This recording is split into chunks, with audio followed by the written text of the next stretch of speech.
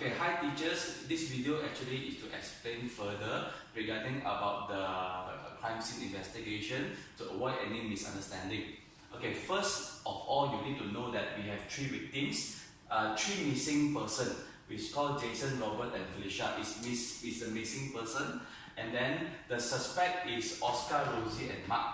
These both detail. For victim, you can refer to the book. Suspect, you can refer to the training slide. Okay, so this is a crime scene. This is a crime scene area. So you need to conduct some activity to find out who is the victim and also who is the killer. Okay, so yeah, let's start.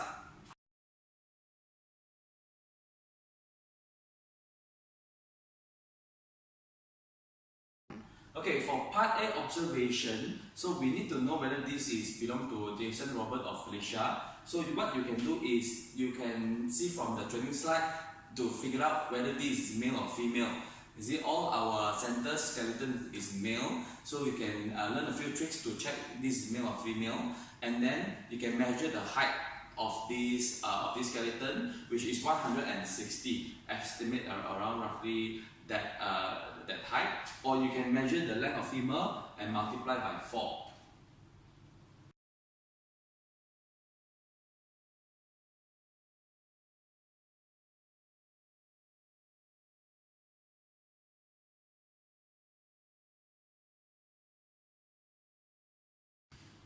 Alright, for this identifying this victim, whether it belongs to Jason, Robert, or Felicia, first step is you need to fill up this blank fingerprint pattern for Jason, Robert, and Felicia. So this is blank. So I want the teacher's fingerprint. For example, yours is hole. I want you to write hole. These other two also can. If yours is loop, I want you to write loop over here. This is the other two. Okay, because at the end, this skeleton is belong to Jason. Okay. Okay. For part B, collection of evidence, you have fingerprint that printed on the aluminium foil. So make sure it's your teacher's fingerprint. That's why in the early stage, I need you to jot down the fingerprint pattern for Jason. It's because this fingerprint is belong to the victim, not the killer. You see, so after you prepare all the fingerprint, so maybe you can scatter all around. Yeah, maybe you can scatter all around the corner so that they need to handle carefully. Okay, so you need to collect this and go back to their classes and take dust the fingerprint and take out the fingerprint, and you can paste over on this book. Then over here, they ask them to identify what is the pattern. You see, so this pattern will be the teacher's fingerprint, which is belong to Jason. Okay, so this is the first evidence to collect.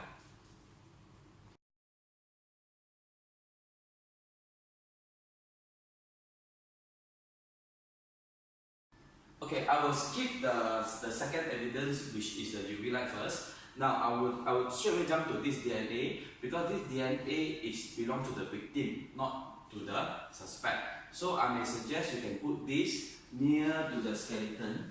Okay, something like this near to the skeleton. So make sure your teacher's DNA is inside here also. So what happens next is, after they've done the fingerprint, so students can use their test tube and come over here and collect the evidence. Okay, collect the water and run through a DNA extraction one more time. You see? So after the student managed to extract the DNA successfully, when the students show it to you, so you need to pass this to them. Okay, so this is what we call a band from DNA electrophoresis, where it's a machine where the machine will run through a process run through a process onto the DNA to come up with this band. Okay, so this band at the end actually is to compare with the table over here. See whether it belongs to Jason.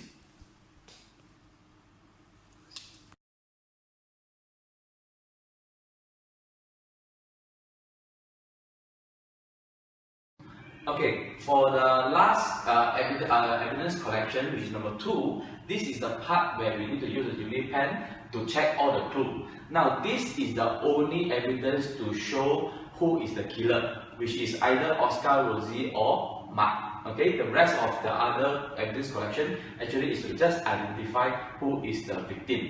Okay, so for this actually is left by the victim. Okay, so maybe you can write something like this: to see mark at kilo signs.